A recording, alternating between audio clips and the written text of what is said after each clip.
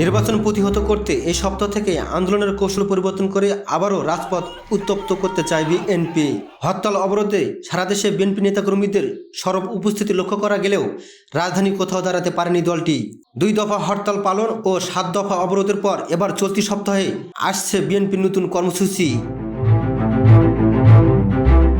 নেতাকর্মীদের দাবি, নিরপেক্ষ সরকারের অধীনে নির্বাচনের জন্য সব ধরনের গণতান্ত্রিক পন্থা প্রয়োগ করবে বিএনপি সহ সমমনা জোট।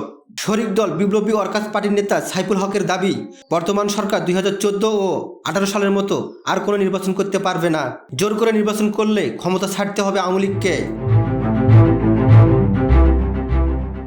সরকারের পদত্যাগ ও 1 দফা দাবিতে গেল 28 অক্টোবর রাজধানীতে মহাসমাবেশ করে বিএনপি সহ যুগপৎ আন্দোলনে থাকা দলগুলো। ওই দিন বিএনপি নেতাকর্মীদের সাথে পুলিশের সংঘর্ষ হয়। সংঘর্ষে পরিস্থিতি অন্যদিকে মোড় নিলে দলটির মহাসচিব মির্জা ফখরুল হরতাল ঘোষণা দিয়ে সমাবেশ স্থল ত্যাগ করেন।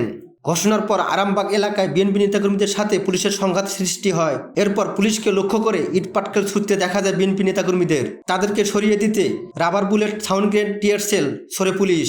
এরপর উপচে পড়া ভিড় নিমিষেই আড়াল। 28 অক্টোবর সমাবেশের পর বিএনপি শীর্ষ নেতারা এখনও কারাগারে আছেন। শীর্ষ নেতাদের মুক্তির জন্য আন্দোলন করে যাচ্ছে দলটি। যদিও দ্বাদশ জাতীয় সংসদ নির্বাচনের তফসিল প্রত্যাখ্যান করে নির্বাচনে যাবে না বলে ঘোষণা দিয়েছে বিএনপি। বিপ্লবী ওয়ার্কার্স পার্টির নেতা সাইফুল হক বলেন, আমরা চেষ্টা করব সহিংসতা উস্কানি এড়িয়ে মানুষকে যুক্ত করে গণজোয়ারের রাজপথের গণ অভ্যুত্থানকে আরও সামনের দিকে নেবার জন্য। যুগপৎ আন্দোলনে থাকা নেতারা বলছেন, কৌশলগত কারণে কখনো কখনো আন্দোলনের গতি কম হলেও জনগণের ভোটের অধিকার রক্ষা, বিজয় নিশ্চিত করতে পরিকল্পনা অনুযায়ী আসছে কর্মসূচি। গণসংহতি আন্দোলনের প্রধান সমন্বয়ক জুনায়েদ সাকি বলেন, সশস্ত্র শক্তির বিরুদ্ধে নিরস্ত্র মানুষের লড়াইয়ের ক্ষেত্রে কোনো সময় পা পিছিয়ে এসে আমাদেরকে এগোতে হয়। আমরা জনগণকে নিয়ে রাজপথের লড়াইয়ে আরও শক্তিশালীভাবে হাজির হব। গেল 28 অক্টোবর সংঘাতের পর বিএনপির মহাসচিব সহ শীর্ষ নেতাদের গ্রেপ্তার করেছে পুলিশ। তারা এখনও কারাগারে আছেন।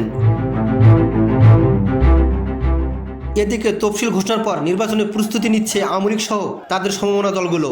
তবে কি বিএনপি নির্বাচনে না গিয়ে আন্দোলন চালিয়ে যাবে? দলটির আন্দোলন কি নির্বাচনের জন্য ছেড়ে দেওয়া ট্রেনকে আটকাতে পারবে? ইমরান নাজির, মুসলিম টাইমস।